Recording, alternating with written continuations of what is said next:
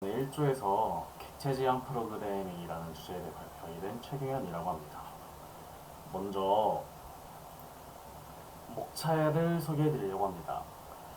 객체 지향 프로그래밍 전에 절차 지향 프로그래밍이 있는데요. 이 절차 지향 프로그래밍과 객체 지향 프로그래밍에 대해 간단하게 소개해 드리겠습니다. 그 다음은 객체 지향 프로그래밍에서 클래스가 무엇인지, 객체 인스턴스가 무엇인지에 대해 말씀드리겠습니다. 세 번째는 객체 지향 프로그래밍의 장점, 단점에 대해 말씀드리겠습니다. 마지막으로 객체 지향의 특징을 말씀드리면서 발표를 마치겠습니다. 먼저 절차 지향 프로그래밍의 정의에 대해 말씀드리겠습니다. 절차 지향 프로그래밍 혹은 절차 지향적 프로그래밍이라고도 불리는 이것은 프로시저 호출의 개념을 바탕으로 하고 있는 프로그래밍 패러다임을 의미하는데요. 먼저 프로시저가 무엇인지 말씀드려야겠죠. 프로시저란 루틴, 하이 프로그램, 서브 루틴, 메서드, 함수 등을 말하고 있습니다. 절차 지향 프로그래밍은 즉 프로시저 콜 혹은 함수 호출이라고 부르는 이것들을 이용하여 작성하는 프로그래밍 방식을 말하고 있습니다. 간단하게 말씀드리자면 사진에 보이다시피 고객이 돈을 주면 직원이 잔액을 확인하고 전동과 커피를 고객에게 전달해주는 물이 위에서 아래로 흐르는 것처럼 순차적인 처리가 핵심인 프로그램 전체가 유기적으로 연결되도록 만드는 프로그래밍 기법이라고 말씀드릴 수 있겠습니다. 절차 지향 프로그래밍 언어 종류들이 있는데요. 종류에는 알고리나, 포르탄, 코볼, 에이다 등이 있는데요. 절차 지향의 가장 대표적인 언어는 C 언어가 있습니다. 절차 지향 프로그래밍의 장점은 컴퓨터의 작업 방식과 유사하기 때문에 실행 속도가 빠르며 시간적으로 유리하다는 점입니다. 그래서 소형이나 개인 프로젝트에서 많이 활용되기도 합니다. 하지만 장점이 있는 만큼 단점도 존재하는데요. 먼저 첫 번째, 유지 보수가 어렵다는 점입니다. 모든 구성 요소가 유기적으로 연결되어 있다는 말은 하나가 고장났을 때 시스템 전체가 고장난다는 의미이며, 또한 문제를 해결하기 위해 일부분이 아닌 시스템 전체를 수리해야 한다는 말이기도 합니다. 절차 지향 언어는 이러한 유지 보수가 까다로운 편이고, 특히 프로그램의 문제를 디버깅하는 과정이 매우 어렵다고 합니다. 두 번째, 엄격하게 순서가 정해져 있다는 점입니다. 실행 순서가 정해져 있기 때문에 코드의 순서가 바뀌면 결과가 달라질 가능성이 높다는 점인데요. 즉, 언어의 융통성이 부족하여 생산율이 떨어진다는 겁니다. 예를 들어 순차적으로 흐르는 프로세스 1번, 다음 2번, 3번, 4번이 있다고 칩시다. 프로세스 3에서 문제가 발생했을 때 절차 지향 프로그래밍은 다시 프로세스 1부터 디버깅을 시작해야 하기 때문에 상당히 비효율적이라고 말할 수 있는데요. 이러한 단점들은 스파게티 코드를 유발할 수 있고, 클린 아키텍처에서 관심사 분리에 유기된다고 할 수 있습니다. 그래서 절차적 프로그래밍의 단점들을 보완하고 효율적으로 분산 개발 및 협업과 유지 보수를 향상시키기 위해 객체 지향 프로그래밍이 등장하게 되었습니다. 다음으로는 객체 지향 프로그래밍에 대해 설명해 드리려고 합니다. 객체 지향 프로그래밍이 뭘까요? 대형 프로젝트에 용이하다, 유지 보수가 편하다, 효과적인 협업이 가능하다. 한번 이것들에 대해서 말씀드려 보겠습니다. 객체들 간의 상호작용을 통해 로직을 구성하는 프로그래밍 방식이라고도 하는데요. 현실에 있는 사물과 현상들을 추상화하고 다양한 형태의 기능을 동작하는 모듈로 구현하여 다양성을 지니게 하고, 캡슐화를 통해 외부로부터의 인가되지 않은 접근을 막아 보호하며 상속을 통해 각각의 기능들이 상호작용하게 만드는 것을 말합니다. 단순하게 설명하자면 각각의 기능들을 따로따로 구현할 필요한 부분만 외부에 노출되게 하고 개발에 유연성을 주어 유지 보수가 쉽게 해주며 보안성을 높일 수 있는 개발 방식이라고 말씀드릴 수 있겠습니다. 아까 절차 지향에서는 유기적으로 흐르는 게 중점이었다면, 객체 지향은 객체들의 종류와 속성들의 중심이라고 말씀드릴 수 있겠습니다. 객체를 만들고 객체를 사용하는 프로그래밍 방법인 객체 지향은 프로그램을 그저 데이터와 처리 방법으로 다루는 게 아닌, 프로그램을 다수의 객체로 만들고 이들이 서로 상호작용을 통해 만들어지는 방식이라고 설명드릴 수 있습니다. 즉, 명령어들로 이루어진 목록이 아닌 하나하나의 독립된 객체의 그룹으로 생각하시면 될 것 같습니다. 객체 지향 프로그래밍의 대표적인 언어 종류로서는 자바나 C++, C#, 파이썬 등이 있습니다. 다음은 클래스 객체 인스턴스에 대해 말씀드리려고 합니다. 붕어빵 틀에는 비늘이 있고 꼬리가 있고 지느러미가 있고 눈이 있는 이런 특징이 있는 붕어빵 틀이란 클래스에 밀가루와 팥을 넣어 붕어빵이라는 객체를 클래스를 통해 만들어내며 이를 실제로 사용하는 먹는 혹은 판매하는 인스턴스화가 이루어집니다. 그림에서 유추할 수 있듯이 클래스는 붕어빵 틀처럼 객체를 정의하고 만들어내기 위한 설계도 혹은 틀의 역할을 하며, 객체는 붕어빵 틀을 통해 만들어진 붕어빵과 같이 클래스를 통해 실제로 생성되는 그대로 실체가 있는 객체를 의미합니다. 그리고 만들어진 객체가 메모리에 할당되어 실제로 사용될 때 이를 인스턴스라고 말씀드릴 수 있겠습니다. 객체 지향 프로그래밍의 장단점에 대해 설명드리겠습니다. 먼저 장점으로는 첫 번째, 협업에 용이합니다. 객체 지향 프로그래밍에서는 프로젝트를 독립적인 객체 단위로 분리해 작업할 수 있기에 여러 개발자와 협업을 진행함에 있어서 용이한 장점이 있습니다. 두 번째, 대형 프로젝트에 적합합니다. 클래스 단위로 모듈화시켜 개발할 수 있기 때문에 개발을 유연하게 해주고 변경 용이성을 높여줍니다. 이는 대형 프로젝트처럼 여러 명, 여러 회사에서 프로젝트 개발을 할 때 업무 분담의 효율을 높여주기 때문에 대형 프로젝트에 적합하다는 장점을 가지고 있습니다. 세 번째, 유지보수가 용이합니다. 프로그램을 수정하거나 추가하는 경우에도 캡슐화를 통해 주변에 미치는 영향이 적기 때문에 유지보수가 비교적 쉽다는 점이 있고 매우 경제적이라는 점 또한 장점입니다. 네 번째, 코드 재사용성이 용이합니다. 다른 사람이 만든 클래스를 재사용할 수 있으며 상속을 통해 확장해서 사용할 수 있기 때문에 코드 재사용에 용이하다는 장점이 있습니다. 장점이 있는 만큼 단점도 있겠죠. 첫 번째, 개발 속도가 느립니다. 객체가 처리하려는 것에 대한 정확한 이해가 필요하기 때문에 설계 단계부터 많은 시간이 소모됩니다. 두 번째, 느린 실행 속도인데요. 객체 지향 언어는 절차 지향에 비해 대체적으로 실행 속도가 느리다는 단점이 있습니다. 세 번째, 코딩 난이도가 상승합니다. 다중 상속이 지원되는 C++ 같은 경우에 코드가 더 복잡해질 수 있고 코딩 난이도가 상승할 수 있습니다. 네 번째, 용량 문제가 있습니다. 대규모 프로젝트에서처럼 객체가 많이 사용된다면 용량이 커질 수 있습니다. 그 다음은 객체 지향의 특징에 대해 말씀드리겠습니다. 먼저 캡슐화에 대해 설명드리려고 하는데요. 캡슐화는 데이터와 알고리즘을 하나로 묶는 것을 말하는 것인데요. 캡슐 알력을 보면 캡슐 안에 모든 필요한 약 성분들을 담아 내용물이 보이지 않게 하는데 이는 객체 내부에서 필요로 하는 정보를 은닉하는 캡슐화의 특징을 잘 보여주고 있습니다. 캡슐화는 객체의 데이터를 외부에서 직접 접근하지 못하게 하고 함수를 통해서만 조작이 가능하게 하는 작업이라고 할 수 있습니다. 또 캡슐화의 목적은 인터페이스만 공개하여 변경하기 쉬운 코드를 만들기 위함도 있습니다. 캡슐화는 접근 제한자를 두는데요. 외부에서 데이터에 접근하는 것을 방지하고 받고자 하는 것들을 클래스로 만들어 반환하여 오로지 함수를 통해서만 접근할 수 있게 만드는 것을 말합니다. 여기서 접근 제한자에는 접근 허용 정도에 따라 순서대로 Public, Protect, Default, Private가 있는데요.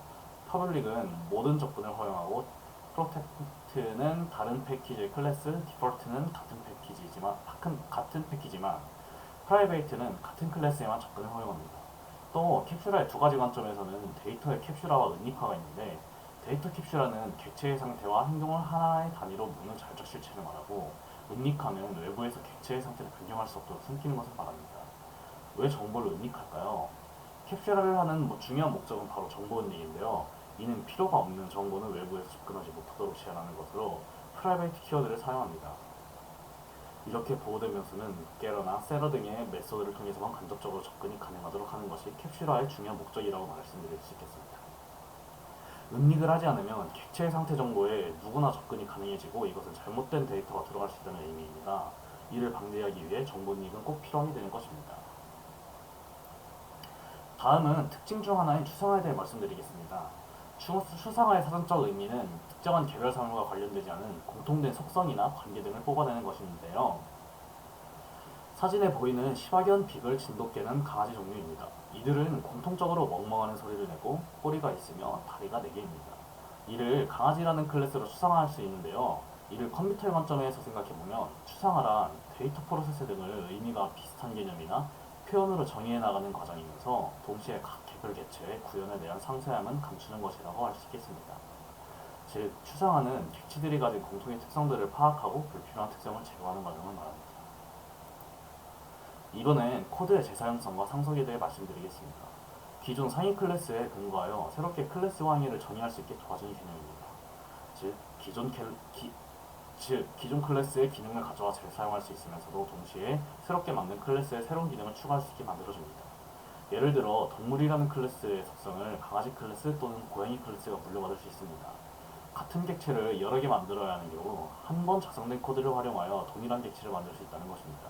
상속이 필요한 이유는 코드의 중복을 막을 수 있으며 코드가 더 간단해지므로 유지보수가 수월하기 때문입니다. 그 다음은 다양성에 대해 설명해 드리겠습니다. 다양성은 상속을 통해 기능을 확장하거나 변경하는 것을 가능케 해줍니다. 즉, 형태가 같은데 다른 기능을 하는 것을 의미합니다.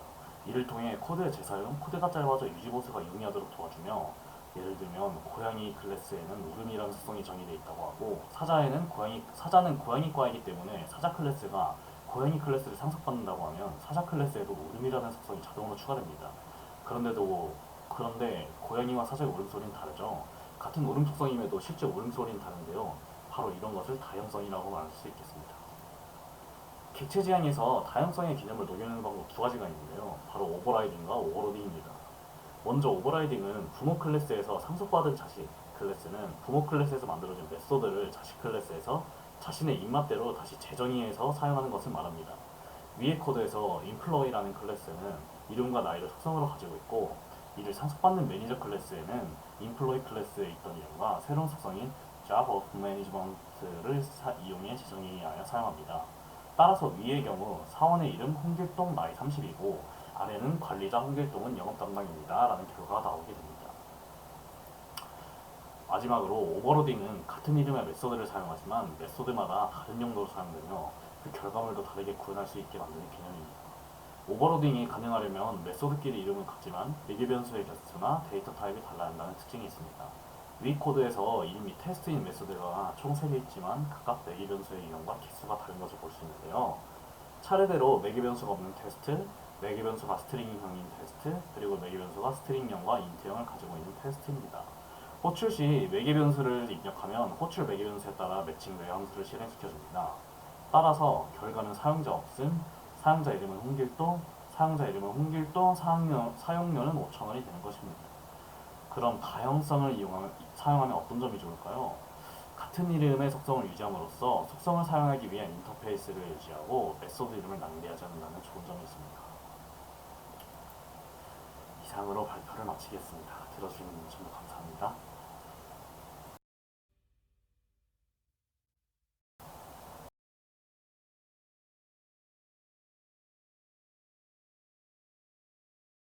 안녕하세요. 2조 발표 시작하도록 하겠습니다.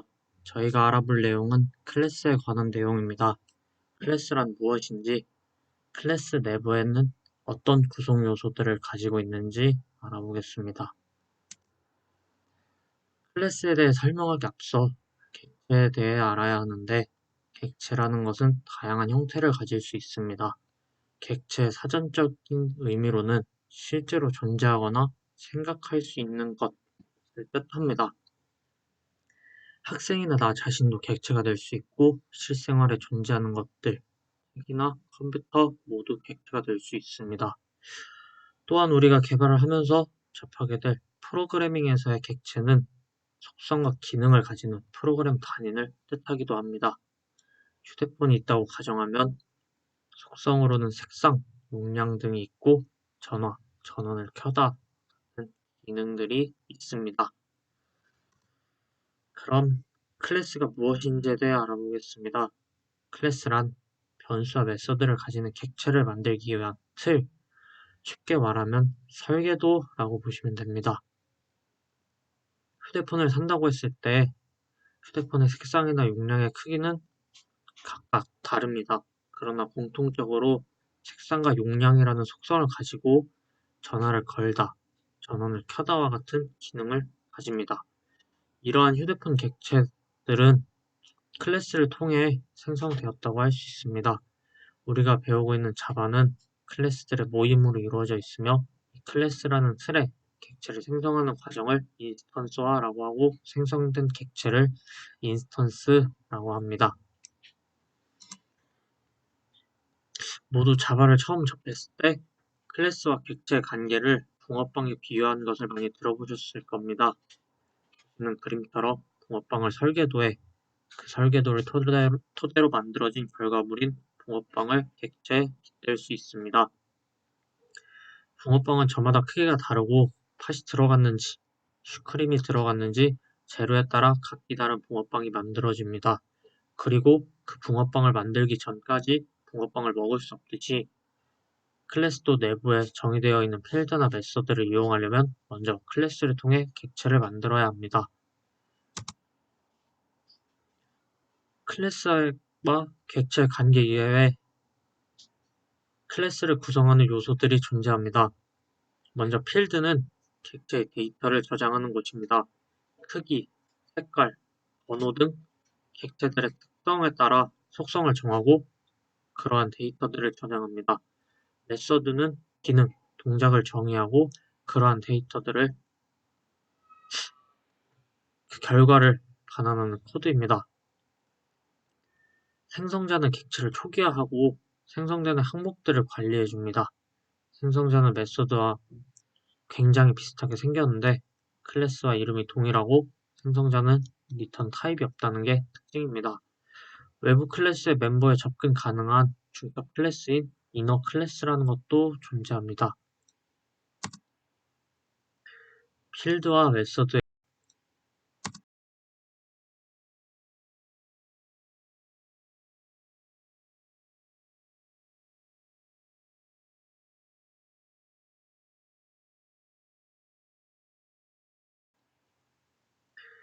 필드와 메서드에 대해 좀 더 자세하게 알아보겠습니다.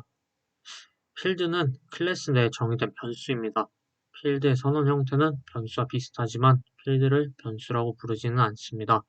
변수는 생성자와 메서드 내에서만 사용되고 실행이 종료되면 자동 소멸하지만 필드는 객체의 특성을 나타내며 객체가 사라지지 않는 한 객체와 함께 존재합니다. 메서드는 특정 기능을 정의한 코드들의 집합이라고 생각하면 되는데 객체가 할 수 있는 동작들을 정의할 수 있습니다. 이해하기 쉽게 자동차에 비유해 보았습니다. 자동차의 모델, 문의 개수, 바퀴의 개수, 색상 등 여러 형태로 구분짓는 속성들을 필드라고 합니다. 그리고 자동차에게 지시를 내릴 수도 있는데 시동 걸기, 전진, 후진 등 객체에게 작업을 수행시키는 행위를 메서드라고 할 수 있습니다. 이 내용을 우리가 배우는 자바로 표현해 보자면 우선 카라는 자동차 클래스를 작성하고 중괄호 안에 모델명과 색상 같은 필드 속성 중 문자열로 표현될 수 있는 것들은 스트링, 바퀴 개수, 문의 개수 같은 숫자로 표현될 수 있는 것들은 인트로 작성해 줍니다. 메서드 역시 시동 걸기, 전진, 후진 등 자동차에게 지시할 동작들을 위와 같은 코드의 형식으로 작성할 수 있습니다. 그리고 기존에 있던 자동차가 아닌 새로운 자동차가 추가되는 것도 가능합니다. 이러한 새로운 객체를 생성하는 상황을 위해 생성자라는 특수한 메서드가 존재합니다. 생성자는 유연선제를 통해 객체를 생성할 때 반드시 호출되고 초기 상태 설정 및 필드 초기화에 사용되며 제일 먼저 실행되는 일종의 메서드입니다. 이를 통해 여러 개의 생성자를 클래스 내에 정의할 수 있으며 다양한 초기화 방법을 제공할 수 있습니다. 그 다음은 이너 클래스입니다. 이너 클래스는 자바 클래스 내부에 정의된 또 다른 클래스로 이전에 설명했듯이 외부 클래스의 멤버 변수와 메서드에 더 쉽게 접근이 가능합니다. 이너 클래스의 종류에는 멤버 이너 클래스, 정적 이너 클래스, 지역 이너 클래스, 익명 이너 클래스가 있습니다. 먼저 멤버 이너 클래스입니다. 멤버 이너 클래스는 외부 클래스의 멤버 변수와 메서드에 접근 가능하고 외부 클래스의 인스턴스를 생성해야 사용 가능합니다. 두 번째로 정적 이너 클래스입니다.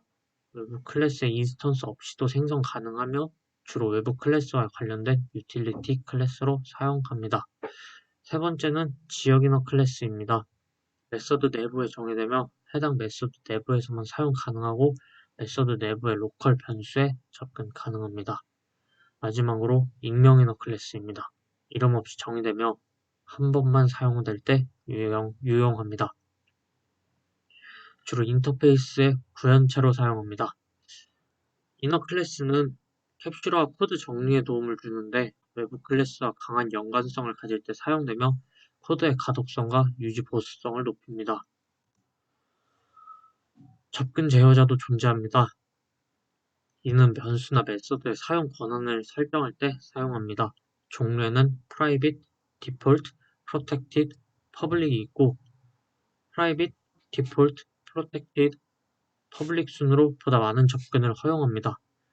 private은 해당 클래스 안에서만 변수나 메서드에 접근할 수 있게 해주고 디폴트는 접근 제어자를 사용하지 않으면 자동으로 설정되는 것으로 동일한 패키지 안에서 변수나 메서드 접근이 가능합니다.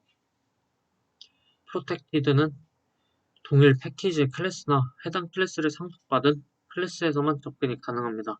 마지막으로 퍼블릭은 어떤 클래스도 관계없이 변수나 메서드에 접근할 수 있습니다.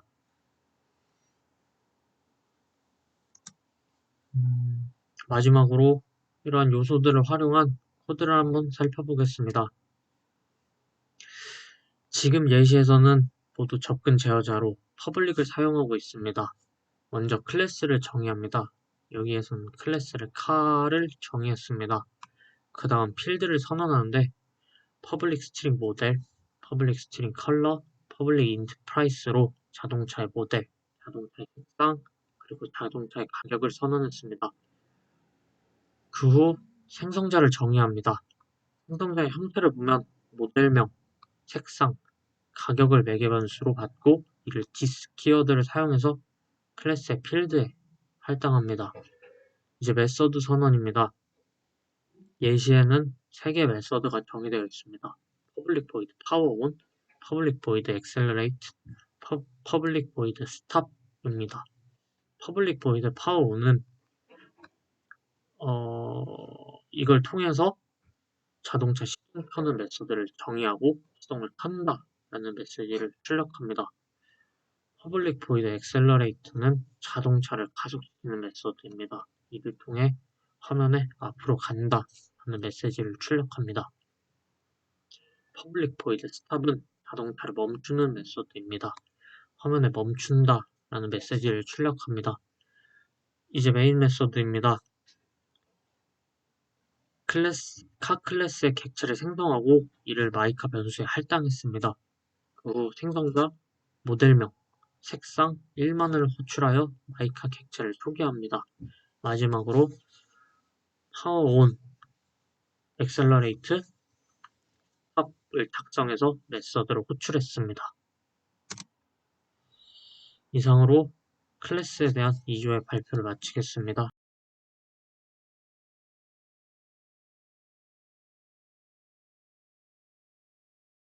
안녕하세요. 저희는 3조입니다. 저희 주제는 프론트엔드와 백엔드입니다.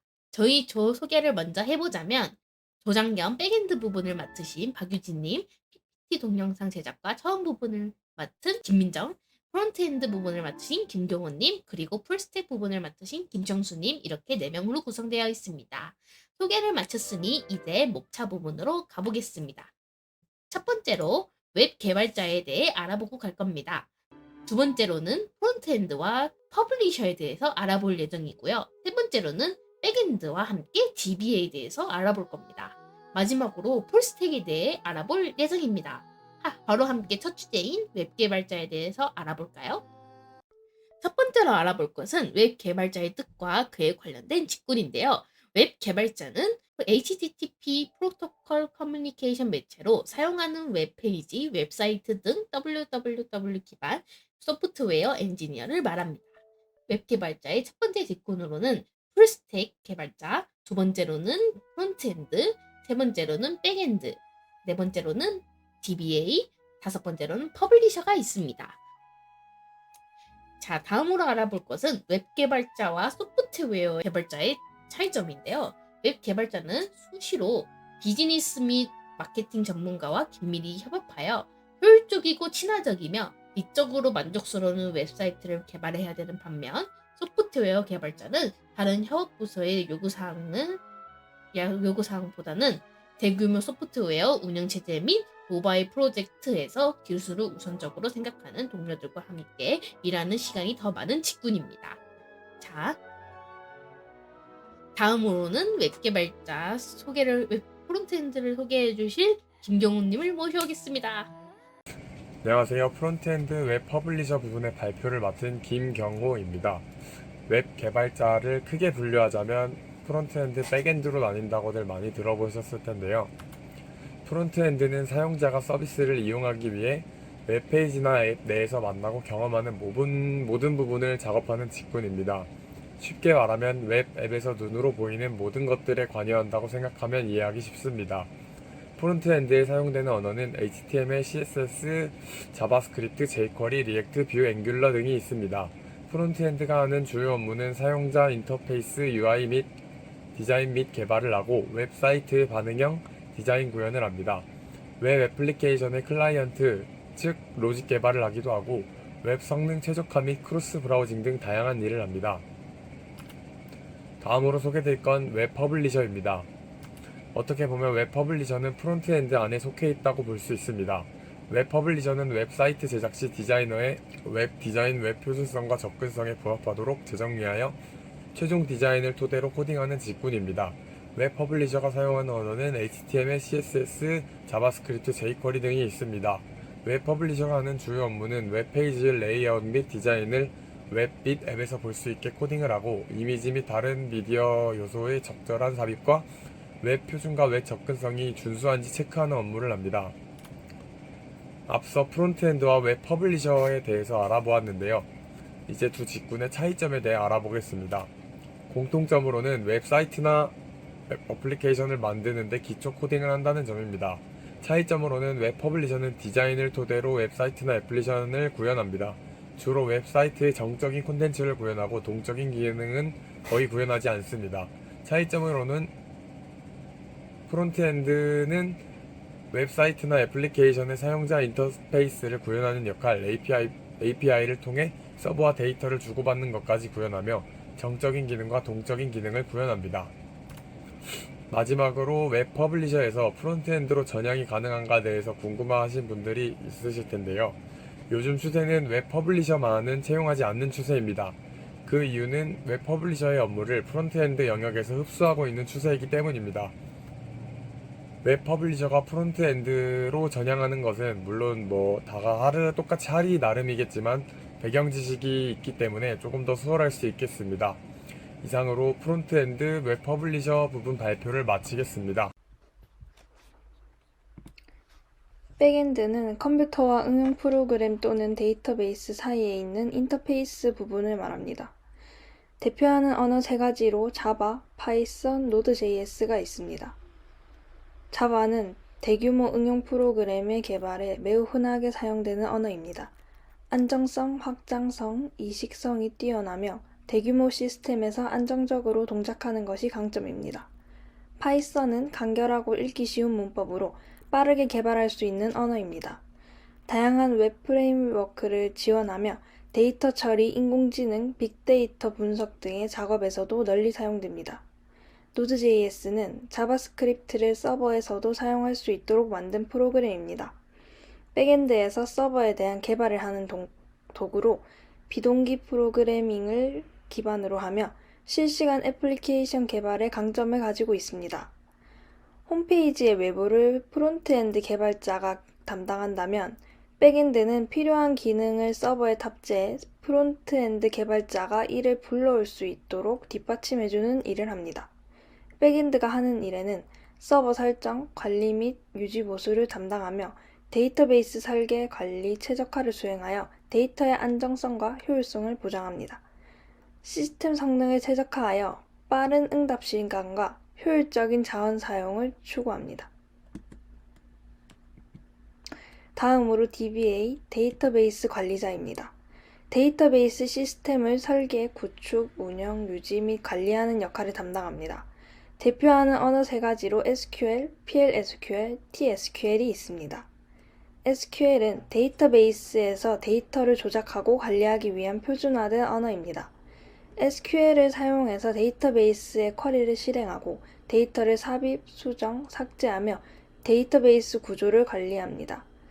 PLSQL은 오라클 데이터베이스에서 사용되는 프로시저 및 함수를 구현하기 위한 확장된 SQL 언어로 복잡한 데이터베이스 로직을 구현하고 저장 프로시저, 트리거 등을 작성할 수 있습니다. TSQL은 마이크로소프트 SQL 서버에서 사용되는 SQL의 변형으로 저장 프로시저, 트리거, 사용자 정의 함수 등을 작성하고 데이터베이스 객체를 관리하는 데 사용됩니다. 데이터베이스에서 데이터의 구성, 보안, 성능, 최적화, 사용자 지원 등을 관리하여 원활한 시스템 운영을 지원합니다. 백엔드와 데이터베이스 관리자의 공통점과 차이점은 어떤 게 있을까요? 공통점은 데이터베이스를 기반으로 개발하는 직업이고 IT 기업, 금융기관, 의료기관, 공공기관 등에서 취업이 가능합니다. 차이점은 사용하는 대표 언어가 다릅니다. 또 백엔드는 서버를 탑재해서 뒷받침해준다면 데이터베이스 관리자는 데이터의 저장, 조작, 유지를 위한 전문가입니다. 안녕하세요. 이번에 조별과제 프로젝트 풀스택 개발자 파트를 맡은 김정수입니다. 풀스택 개발자란 풀 패키지를 제공하는 개발자로 웹사이트 구축에 필요한 프론트엔드 및 백엔드 구성 요소를 합친 직업입니다. 데이터베이스, 서버, 시스템 엔지니어링 및 클라이언트의 모든 작업을 처리할 수 있는 엔지니어로 다른 용어로는 폴리글랏 개발자로 불립니다. 하나의 범주를 넣어 다양한 환경 및 플랫폼을 이해하고 사용되는 대부분의 언어와 지식을 갖춘 인재를 이야기합니다. 풀스택 개발자의 업무를 살펴보겠습니다. 풀스택 개발자의 업무는 웹 개발자가 하는 모든 업무를 전반적으로 다룰 줄 아는 개발 직종으로 사용자가 요구하는 웹페이지를 만들고 사용자들이 웹페이지 이용에 불편을 느끼지 않도록 지속적으로 관리와 유지 보수를 하는 업무를 맡고 있습니다.